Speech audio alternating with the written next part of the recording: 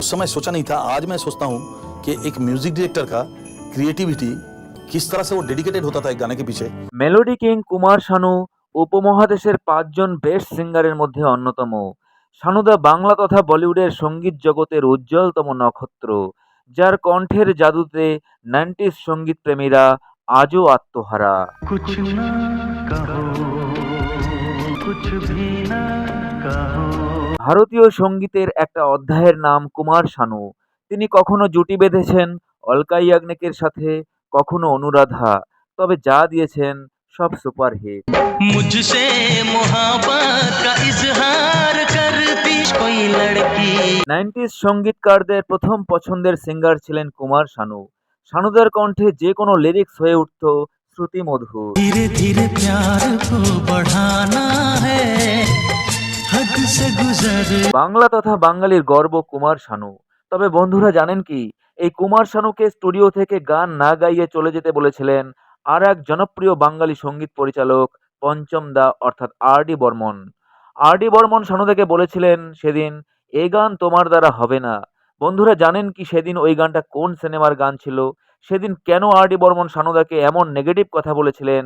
সেটাই থাকছে আজকের এই ভিডিওতে।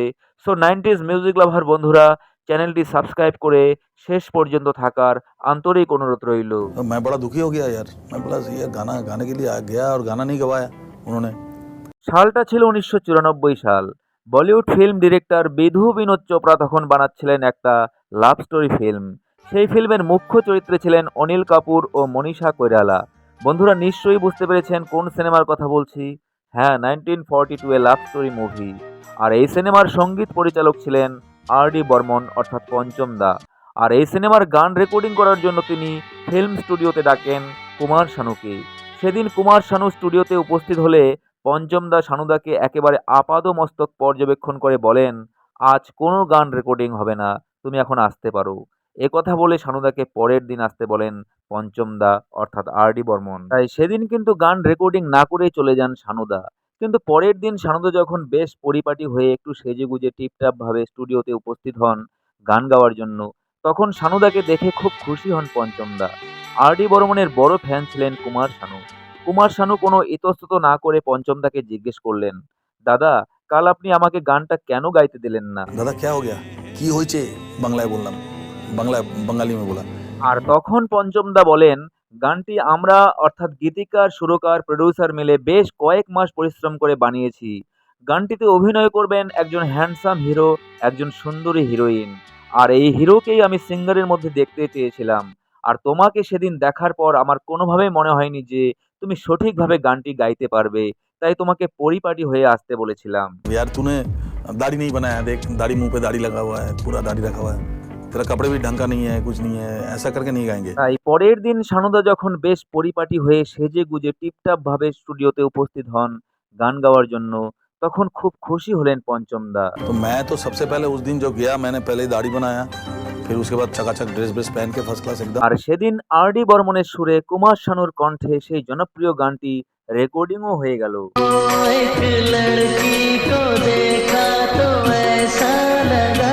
এই গানটি গেয়েই শানুদা পান বেস্ট মেল প্লেব্যাক সিঙ্গার হিসাবে পঞ্চমবারের জন্য ফিল্ম ফেয়ার অ্যাওয়ার্ড। जैसे चांदनी रात जैसे नरमी की बात जैसे। গানটিতে ছিল আরেকটি ইন্টারেস্টিং কাহিনী। গানটিতে বেশ কয়েকবার জয়সে কথাটি রয়েছে। আর এই জয়সেতেই লুকিয়ে ছিল রহস্য।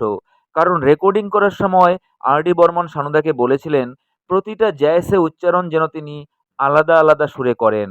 আর কুমার শানু সেটা খুব সুন্দরভাবেই করে দেখিয়েছিলেন। मंदिर में हो एक जलता दिया। আর ডি বর্মনের সুরে এই সিনেমার অন্যান্য গানগুলিও ছিল সুপারহিট। रिम झिम रुम झुम শানুদার কণ্ঠের এই গান আজও ভীষণভাবে জনপ্রিয়।